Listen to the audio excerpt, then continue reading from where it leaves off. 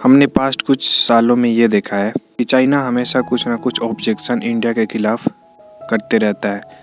जैसे कुछ दिन पहले हमारे मिनिस्टर दलाई लामा से मिलने गए थे तो इस पे भी ऑब्जेक्ट किया था। जब कभी हमारे president prime minister Arunachal Pradesh का दौरा करते हैं तो इस पे भी चाइना का अपोज होता है।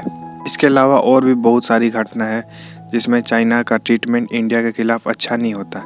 इसके बावजूद भी विंटर ओलंपिक जो चाइना में इस बार हो रहे हैं इसमें इंडिया ने डिप्लोमेटिकली बाइकआउट नहीं किया। 6 जून 2020 में जब गलवान वैली की घटना हुई थी उसमें इंडिया के 20 जवान वीरगति को प्राप्त हुए थे और इंडियन आर्मी के अनुसार चाइना के करीब 40 से ऊपर जवान मारे गए थे। बट चाइना ने कभी इसे एक्सेप्ट नहीं किया। चाइना हमेशा से कहता रहा कि हमारे 3 से 4 ही जवान मारे गए हैं और वो भी 1 साल बाद इसे एक्सेप्ट किया। लेकिन रसिया रिपोर्ट के अनुसार, ऑस्ट्रेलिया रिपोर्ट के अनुसार कम से कम 40 से ऊपर जवान चाइना के मारे गए थे और चाइना इस घटना को हर जगह ला देता है। चाइना ये बार बार 4 लोगों को ही रिकॉग्नाइज करता है कि वो गलवान क्लैश में मारे गए थे। वो इसलिए कि चाइना के लोगों का मोरल डाउन ना हो और वहाँ के लोगों को चाइनीज आर्मी के स्ट्रेंथ पे कभी शक ना हो, वहाँ के लोग वहाँ के गवर्नमेंट के खिलाफ ना हो जाए, ये ना कहने लगे कि इंडियन आर्मी से चाइनीज आर्मी हार गई। जब गलवान की घटना हुई थी तो इनके एक ऑफिसर थे, उसका नाम था क्वी फबाओ। रिपोर्ट के अनुसार उसको भी काफ़ी ज़्यादा मार पड़ी थी। इंडियन आर्मी ने उसका सर फाड़ दिया था, काफ़ी चोटें भी आई थी उसे। कुछ दिन हॉस्पिटल में रहने के बाद वो सरवाइव कर गया। चाइना में जो 4 फरवरी से और 20 फरवरी के बीच में विंटर ओलंपिक जो हो रहे हैं उसमें उस आदमी को चाइना की सरकार ने टॉर्च बियरर के रूप में बना दिया है। यानी चाइना ने पॉलिटिक्स गेम में भी घुसा दी है।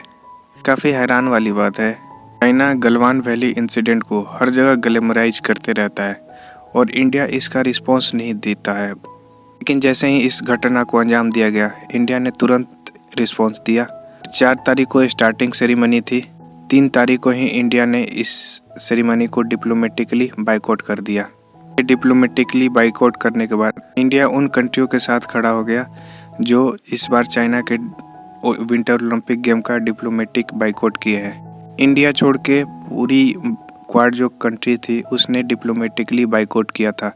सिर्फ इंडिया ही था जो इस विंटर ओलंपिक को डिप्लोमेटिकली बाइकआउट नहीं किया था। लेकिन जब से ये घटना हुई उसके बाद इंडिया पहली बार किसी भी ओलंपिक गेम को बाइकआउट किया है।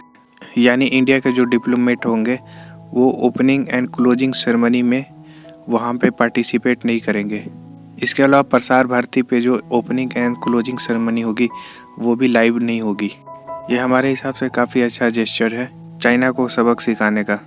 द क्लैक्सोन एक ऑस्ट्रेलिया का रिसर्च हाउस है।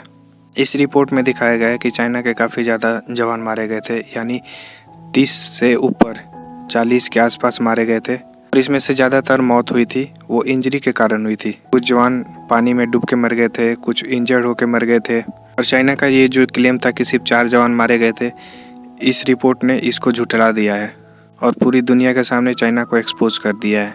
इसी रिपोर्ट में इनका जो सोल्जर ऑफिसर था क्वी फबाओ का मेंशन किया गया है जो अभी टॉर्च बियरर बनने वाला है।